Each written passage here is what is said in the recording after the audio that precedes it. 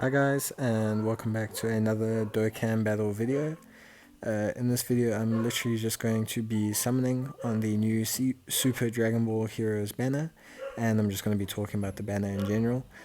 So if you want to summon on this banner, just bear in mind that it's a blue coin banner, which means you're pretty much only going to get coins for Elder Cars. You're not getting red coins for DFEs or yellow coins for legendaries.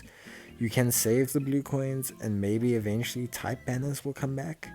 But yeah, you're not getting any additional value beyond the banner itself, which is a slight drawback. If we take a look at the banner, there's the new Vegeta SS4, the Broly SS4, the Gohan SS4, the Bardock SS4. The Vegeta SS4 is pretty good. He's the new crossover category lead. He's got a nice support skill mixture with evasion or super attacks. He's got a very nice crisp super attack animation. I would say it's not obviously LR tier or anything super sexy, but it's crisp, it's good looking, and I mean it makes the unit quite desirable. The other units on the banner are also pretty good. The Broly's pretty good. He's tech. He's nice. He's got a nice kit. He gains all the stats on super, which makes him a second slot character. He's more effective on a great or giant ape power team. He's definitely a unit I think you could probably use for extreme SBR tech, but he's definitely got his uses. He's a nice looking unit. He hits quite hard, so he's got a good kit, and I appreciate that. Bardock and Gohan, who don't have their awakenings yet, yes, they're that strong without awakenings, are also on the banner. They're pretty good. They're pretty nuts. Bardock is like a more offensive unit, whereas Gohan is a more defensive unit. If you get both, I think it's really good. I think they both are really a good pair that could work on a Goku's family team. Gohan's going to struggle a little bit on a Hybrid Saiyans team, but he should still be alright. Similarly with Bardock. If we take a look at the Deborah and the Toa, they're very good extreme options. They help to fill out some of the extreme gaps. Deborah can help with extreme agility, I believe, especially for extreme agility SBR. He's got a nice kit, and same with Toa for extreme int SBR. And then we have the awakenings for Demigra, Mira, and Evil Masked Saiyan, I believe his name is, and Dark Masked King. All four of these units have been out previously on the Heroes banners, but they are pretty good now. They have all their awakenings, and they really help flesh out the Dragon Ball Heroes category, as well as adding a necessary bunch of extreme characters into the game. All of them have pretty good awakenings. I wouldn't say there's a single unit on the banner that is not useful. Obviously, if you've rainbowed the unit somehow, it's possible that it's not going to be useful to you. But the Dragon Ball Heroes units haven't been out on global a lot at all. I think this is like the third time or the second time we've had a Heroes campaign. So for us, it's a lot less common to have the units. So in terms of animations, none of these really matter. You're going to want to be looking for the God Goku animation. That's the only animation that's going to matter. That means you're going to get like maybe 3 or 4 SSRs in the batch. They're all going to be Heroes SSRs. They're all going to be good units. We've got the C-list there that I just got. You guaranteed a featured at the end of every single summon, so it's really nice in that sense. Then we get the Dark Masked King, which is also a great pull. I had good luck with these pulls. Yes, I know this is pre-recorded, but there's no real hype in me summoning. I can't spend money on stones. I'm a full-on free-to-play player, except for that one time a year where we buy that 50 Rand stone pack for 50 stones during the big anniversary. So I'm a completely free-to-play player, and yeah, I can't buy stones. So there's no hype in me doing mass summons or anything. I'm just here to talk about the banner. The Dark Masked Saiyan's pretty good. He guards as long as there's another DB Heroes unit in his lineup, which makes him a very, very, very stable defensive unit. And he pairs really well with the Evil Masked Saiyan. He pairs really well with the Masked Saiyan tech unit. And he just pairs really well. Sorry, Black Masked Saiyan is the name of the unit. and he just pairs really well with a lot of Saiyan units, any Vegeta units. I think he's some relative of Vegeta or something like that.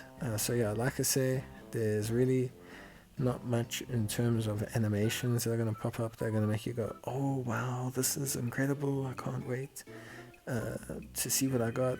You're going to get decent units, you're going to get banner units. That's the joy of a hero's banner. So don't panic, don't stress, just enjoy yourself and enjoy the summons. I got the Toa there. Toa's pretty good. I think Toa is one of the top 3 units on the banner. I would say Vegito, for me, is the top unit because I think he's going to pair really well with the SS4 Gogeta, and I think he's a really helpful unit for the Giant Ape Power category. But all of the units are pretty good. I wasn't unhappy with any of my pulls.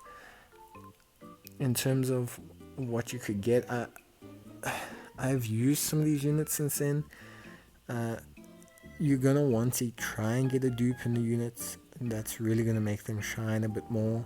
Some of them at 55%, like most units, can just come across as lacking, especially when you see all these 100% pulls and all these people going nuts on the Heroes banner and all these showcases where everyone's going, oh, this is a 100% unit with level 10 links, and it doesn't really help us, the kind of players who are just playing the game and enjoying ourselves. That's not going to get you anywhere, seeing what units do at their full capacity. So I've used these units. Deborah is pretty good. He's nice defensively and he has good utility, but he's definitely more a utility unit than he is a high damage unit. Toa is also very similar. She gives nice defense and key to the rotation, but her herself is kind of lacking as a unit.